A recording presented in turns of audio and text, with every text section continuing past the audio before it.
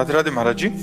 महाराज जी, अभी तक सब अच्छा चल रहा था, अचानक से रास्ता भटकने लगी, गुस्सा इतना आने लग गया है कि सबसे चिढ़ हो गई है महाराज जी। श्री जी में लगे रहने का मन करता है, उन्हीं के बारे में सोचने का मन करता है, बट गुस्से के कारण महाराज जी कह रहे हैं कि कुछ दिन गुस्सा क्यों आता है? गुस्सा प्रभु जैसे तिलक लगा लिया माथे पे तो घर मतलब मायके वाले बोलते ओ पाखंड, वहां से ले रही हो तो बोलते हो जैसे आपने बोला कि राधा राधा, सब में राधा राधा बोलो, ओहो ड्रामा, मतलब ऐसा ऐसे बोलते हैं सब। हाँ, बिल्कुल बिल्कुल बिल्कुल। तो हम आपको एक उपाय बताएं, रज जैसे लेके आप गीली करके लगाते हो वैसे सूखी लगा लो। समझ रहे हो? मैं एक बात कह रहा हूं, जैसे बचना हो ना कि लोग हमको ना कहें, तो हमें अपना काम बनाना है। ऐसे लगे अंदर ही अंदर राधा जप करें अंदर। अब हम जब क्या कर रहे हैं तुम्हें क्या पता, किसी को क्या पता। तो अगर हम व्यवहार में झगड़ा ना करना चाहें, अब जैसे अब हम तिलक लगाए हैं, आपका पति ही आपका विरोध करने लगे तो हमें लगता है अच्छा नहीं रहेगा। हमें वो तिलक गुप्त लगा लेना चाहिए। सूखी रज को जब हम गीली करते हैं ना तो गीली ना करें, सीधे वही बट्टी लेके ऐसे अगर करें तो तिलक तो लग गया और तिलक दिखाई भी नहीं दे रहा है। तो हमें लगता है जैसे पति है, ससुर है, सास है, घर के जन है, अगर वो भक्ति विरोधी है तो हमें चाहिए गुप्त भक्ति करना चाहिए। हम उनको भी आदर करें, उनको भी प्यार करें, क्योंकि उनका पद है। जैसे पति है वो हमें अपने मनोनुकूल चलाने की चेष्टा करेगा, हमको चाहिए उसके मनोनुकूल चले, हम उसकी वो बातें हटा दें जो बाहरी है। भक्ति अगर हम तिलक ना लगाएं, अगर हम कंठी ना बांधे और अंदर राधा राधा जप रहे हैं तो क्या हमें भगवत प्राप्ति नहीं होगी? आप विचार करो, पक्का हो जाएगी, आप चिंता ना करें। अगर इससे विरोध होता है, वो आपको पाखंड कहते हैं, आपको चुभता है, तो आपके अंदर उनके प्रति क्रोध आता है, तो भक्ति बिगड़ी आपकी कि नहीं बिगड़ी? भक्ति बिगड़ गई कि नहीं बिगड़ गई? तो हमें वो चाल चलनी है जिससे हमारे परिवार में कलह न हो, अशांति न हो। जब कोई नहीं है तो हम माला लेकर के भले जप करें, अगर कोई है तो हम माला छुएंगे भी नहीं। हम दिखाना बिल्कुल नहीं है कि हमें भक्ति कर रहे हैं, क्योंकि जहां विरोध हो वहां ठीक नहीं तो आपको रोज गुस्सा आएगा तो आपकी भक्ति बचेगी नहीं। सारे प्रभु जी बहुत, तो फिर भक्ति बचेगी कहाँ? त्रिविधम नरकस्येदम द्वारम नाशन मात्मना कामा क्रोधा तथा लोभा तस्मात् देत्रयम् त्यजेत। ये तीन त्यागने हैं, काम क्रोध लोभ। अब हमें गुस्सा आ रहा, अपने पति पे गुस्सा आ रहा, सास ससुर पे, तो हमारी भक्ति क्या रहेगी? भक्ति गुस्सा नहीं सिखाती, भक्ति प्यार सिखाती है, भक्ति प्रेम सिखाती, भक्ति विग्रह नहीं करवाती, भक्ति मंडन करवाती, जोड़ती है। भक्ति जब भगवान को जोड़ लेती है तो इंसान को जोड़ने की क्या बात है? तो मुझे लगता है आपको सुधार करना चाहिए, उनको सुधरना नहीं, आपको सुधरना है। आप भक्त हो, आप बात समझ सकते हो, वो भक्ति का विरोध करते हैं, वो भक्त की बात नहीं समझ सकते। आप वो आचरण करो जिससे परिवार वालों को क्षोभ ना हो। पति को कोई मतलब वो भी शरणागति है, 2 साल हो गए, मुझे 1 साल हो गया। तो जो मायके वाले ना तो वो बड़ा परेशान सा लगता है। मायके वालों से क्या लेना देना है? मेन पॉइंट तो ससुराल वालों से है। तो मायके वालों से क्या लेना देना है? तो बोलते ना नहीं, अब हटो। जब ससुराल में आ गए तो मायके वाले क्या, मायके में थोड़ी रहना तो पति सास ससुर के बीच में, हमें वहां माहौल बनाना है। पर मायके वाले से तो कुछ भी कहते रहे, ऐसे करो। साध्वी अमृतानंद त्यागी जी, राधे राधे महाराज जी। महाराज जी, एक सच्चे भक्त के लक्षण कैसे होने चाहिए? संसार के प्रति कैसा व्यवहार होना चाहिए? परमात्मा से अनन्यता कैसे प्राप्त हो? सत्य भक्त के लक्षण है, पहला लक्षण, सबसे पहला लक्षण गुरु पादाश्रया, श्री सदगुरुदेव भगवान के चरणों का आश्रय। दूसरा लक्षण उनकी आज्ञा का अक्षरशः पालन करना। तीसरा लक्षण सहनशील, दुख सुख में, मान अपमान में, निंदा स्तुति में समान। चौथा लक्षण सबके प्रति करुणा का भाव रखना, तितिक्षा और कारुणिका, दयावान, और सब भूतों में एक ही परमात्मा को देखना। अपने मान सम्मान प्रतिष्ठा को ना मानना, दूसरों को मान सम्मान देना, निरंतर भगवान के चिंतन में डूबे रहना। प्रभु के सिवा इस संसार में कोई है ही नहीं और सब प्रभु हैं और मैं उनका सेवक हूं। सो अनन्य गति जाके असमत न टरे हनुमंत, मैं सेवक सचराचर रूप स्वामी भगवंत। चराचर सिय राम में सब जग जानी, करो प्रणाम जोरि जुग पानी। ऐसा जो है वो भक्त है जहां काम क्रोध मद मान न मोहा, लोभ न क्षोभ राग नहीं द्रोहा। जिनके कपट दंभ नहीं माया, तिनके हृदय बसो रघुराया। ऐसे जो भक्त हैं जिनके हृदय में काम क्रोध लोभ मोह मद मत्सर ईर्ष्या द्वेष नहीं है, कपट दंभ नहीं है, हे भगवान ऐसे भक्तों के हृदय में आप निवास करो। जननी सम जानहि पर नारी, धन पराय बिसते बिस भारी। जिन्हें राम तुम प्राण प्यारे, तिनके मन शुभ सदन तुम्हारे। जो दूसरी स्त्रियों को अपनी माँ के समान पवित्र भाव से देखते हैं, जो दूसरे के धन को विष के समान समझते हैं, और हे राम जो आपको प्राण प्यारे हैं, जो आपको प्राणों से भी अधिक प्यार करते हैं, आप उनको प्यार करते हैं, ऐसे भक्तों के हृदय में, ऐसे भक्तों के मन में आप निवास करें। तो भगवान के भक्तों के वैसे तो अनंत लक्षण है, क्योंकि अनंत भगवान में जब चित्त जुड़ गया तो अनंत महिमा प्रकाशित हो जाती है। पर प्रधान लक्षण है तदर्पिता अखिलाचारिता तद्विस्मरणेन परम व्याकुलतेत।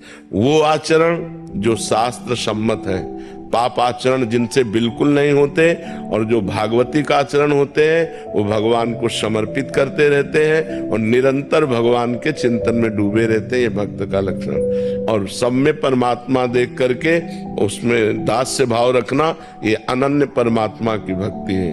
और क्या पूछा था? मर्जी संसार के प्रति कैसा व्यवहार होना चाहिए? भागवतिक व्यवहार।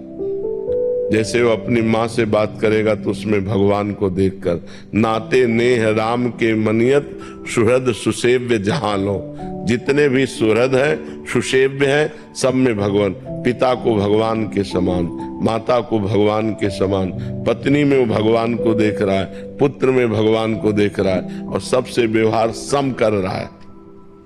सम भगवान का भाव रख करके, भगवान का भाव रख करके सबसे व्यवहार कर रहा है। उसको कोई गाली दे तो उसको कोई हानि नहीं होगी, और उसका कोई स्तुति करे प्रशंसा करे तो उसको कोई लाभ नहीं होगा। वो परमात्मा स्वरूप में स्थित, उसका व्यवहार समता से युक्त होता है, ममता से युक्त नहीं होता। ममता तो भगवान के चरणों में होती, समता सब संसार में होती। तो व्यवहार उसका समता से युक्त होता है। समझ पाए जी? नवीन जी। राधे राधे गुरु जी। राधे राधे महाराज जी। महाराज जी, मैं एक नास्तिक व्यक्ति था, पर जब से आपके दर्शन हुए अपनी माता जी द्वारा जीवन में भक्ति के लिए लालसा जगी, पर माया व भोग बार बार मन को गिराने की कोशिश करते हैं। नाम जप, जितना अधिक नाम जप करोगे उतने तुम्हारे को अध्यात्म बल प्राप्त होगा, और उतना ही तुम विकारों से बच पाओगे। अगर नाम जप नहीं है तो वाचिक ज्ञान से माया पर विजय प्राप्त नहीं की जा सकती। नाम नाम, जितना नाम जप करोगे उतने तुम बलवान बनोगे। मन कह रहा है ये क्रिया करो, आप कहोगे नहीं तो आप जीत जाओगे। मन कह रहा है ये क्रिया करो, आप कह रहे हो नहीं, नाम जप नहीं है, तो घसीट के ले जाएगा। नहीं नहीं कहते रहोगे और वो जो चाहेगा वो करवा लेगा। यही हो रहा है। हाँ, कोशिश करता हूँ लेकिन कुछ ना कुछ हाँ गलत हो जाता है। वो तब तक होता रहेगा जब तक नाम बल एकत्रित नहीं होगा। खूब नाम जप करो, इतना नाम जप करो कि पूर्व के पाप नष्ट हो जाए और ये पाप प्रवृत्ति जड़ से नष्ट हो जाए। नाम जप से सब, हम आपको स्पष्ट कहते हैं कि जब मरा मरा बोले, राम राम बोलने की जिनकी अभ्यास वृत्ति नहीं थी, तो मरा मरा बोलकर ब्रह्म ऋषि हो गए। Now with True Balance, get a personal loan from. इतना बड़ा इतिहास रच दिया वाल्मीकि रामायण, तो आप लोग विश्वास करो, आप तो राम राम बोल सकते हो, आप कृष्ण कृष्ण बोल सकते हो। कौन सी सामर्थ्य ऐसी नहीं जो भगवान के नाम में न हो? अपार सामर्थ्य भगवान के नाम में। इसलिए नाम जप करो तभी सब ठीक होगा। भजन नहीं होगा भगवान का तो बात नहीं बनेगी। ये विकार, ये माया का आकर्षण कोई छोटा मोटा नहीं है। भगवान कहते दैवी हेषा गुणमयी मम माया दुरत्तया। मेरी माया बड़ी दुरत्य है, ये त्रिगुण माया बहुत प्रचंड है, अगर इससे बचना है तो मामे ये प्रपद्यन्ते माया में ताम तरंति ते, मेरी शरण में आ जाओ और मेरा नाम जप करो, मेरा अनन्य चिंतयन्तो माम, मेरा अनन्य चिंतन करो, बिल्कुल ठीक हो जाएगा, बिल्कुल विश्वास करो। समय ऐसा जिस समय मतलब प्रभु का चिंतन अच्छे से हो जाए। मैं मतलब काम करता हूँ, मतलब मेरी दुकान है। हमारी बात समझो, दुकान में हर समय ग्राहक थोड़ नहीं बने रहते। जिस समय ग्राहक है तो उसमें भगवान की भावना की और ईमानदारी से मुनाफा लेकर उसको सामान दिया, इसके बाद बैठे राधा राधा राम राम कृष्ण कृष्ण, जो नाम प्रिय है वो नाम जप करे, क्या परेशानी। हर समय दुकान में ग्राहक ही तो नहीं बने रहते, हर समय भीड़ तो नहीं लगी रहती। जब ग्राहक आवे तो सौदा दे दो, नहीं एकांत में बैठे नाम जप करो, क्या परेशानी है। ठीक है। आशीष पंचाल जी, मध्य प्रदेश से। राधे राधे। राधे राधे महाराज जी। महाराज जी, आप कह रहे हैं कि क्या निष्काम भाव से की गई भक्ति से ही भगवत प्राप्ति होती है? क्योंकि मेरी तो इस अदम की तो सारी कामनाएं श्री जी पूरी कर रहे हैं, तो ऐसे में भगवत प्राप्ति तो हो जाएगी महाराज जी, सभी कामनाएं अपने आप पूर्ण हो रही हैं। वैसे कामनाएं पूर्ण होना श्री जी की कृपा का फल नहीं है, कामना ही ना होना ये श्री जी की कृपा का फल है। कामनाएं पूर्ण होती हैं पुण्य से। किसका? आपका प्रश्न है, आपका प्रश्न है। हाँ, कल कामनाएं जब ना पूर्ण होंगी तब तुम्हें लगेगा श्री जी नाराज हो गए। कामनाएं पूर्ण होना श्री जी की कृपा का फल नहीं है, ये पुण्यों का है। तुम्हारे पूर्व के पुण्य इस समय फलीभूत हो रहे हैं, तुम जो चाहोगे वो काम सफल हो जाएगा। और जब पाप का नंबर आएगा तब जो चाहोगे उसके विपरीत होगा, चाहे 1000 माला रोज करते हो। हमारी बात को गंभीरता से समझना, इसलिए कह रहा हूं कि कल तुम्हारा अविश्वास ना हो जाए। आज तुम्हारे पुण्यों के फल से तुम्हारी कामनाओं की पूर्ति हो रही। श्री जी जब कृपा करेंगे और उनकी कृपा फलीभूत होगी तो तुम्हारे हृदय में चाह ही मिट जाएगी। कृपा का फल होता है अचाह हो जाना। अब जोई जोई प्यारो करे सोई मोहि भावे। अच्छा है, सब कुछ अच्छा है, जैसे श्री जी चलावे, मेरी कोई चाह नहीं रह गई, ये कृपा है। चाह होना अभी कृपा नहीं है। कृपा का वास्तविक स्वरूप है अचाह हो जाना। गोस्वामी तुलसीदास जी लिखते हैं, जाहि न चाहिए कबहु कछु, कबहु कछु तुम सन सहज सनेह, बसहु निरंतर तासुर सोराउर निज गेह। जिसको कभी कुछ नहीं चाहिए, प्रभु से भी उसके हृदय में भगवान निवास करते हैं। तो हमारी जो चाह है पूर्ण हो रही है, अच्छा है, हर्षित मत हो, कल नहीं पूर्ण होगी। आप तो साधारण भक्त हैं, अवतारी भक्त। महाराज धर्मराज युधिष्ठिर, अगर इंद्रप्रस्थ का राज्य मिलता है तो 12 वर्ष का वनवास और 1 वर्ष का अज्ञातवास भी मिलता है। बड़ा विचित्र खेल है।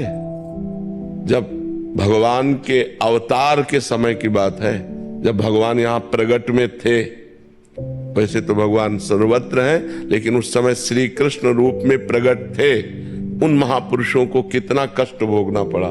क्या उनके ऊपर श्री कृष्ण कृपा नहीं थी क्या? विचार करना। तो आज हमारी अनुकूलताओं की पूर्ति होती है, हम जो चाहते हैं वो मिल जाता है।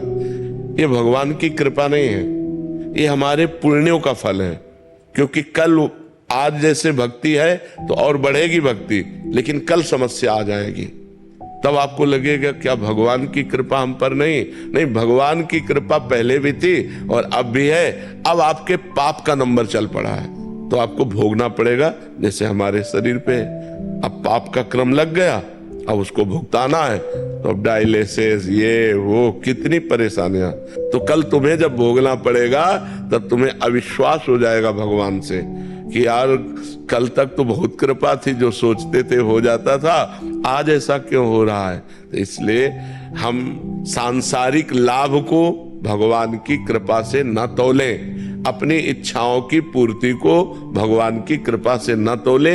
ये पुण्य और पाप के फल से दुख और सुख आता रहता है। सुख और दुख में समान भाव होना ये कृपा है। कोई चाह न रह जाना ये कृपा है। भारी दुख की परिस्थिति है फिर भी हृदय कह रहा है बड़ी कृपा है, भगवान बहुत कृपालु है, हम पर बड़ी कृपा, ये कृपा है। कामनाओं की पूर्ति में तो सब कृपा का अनुभव करेंगे, लेकिन विपत्ति और दुख में कृपा का अनुभव करे सो भक्त। नहीं, बात समझ पा रहे आप?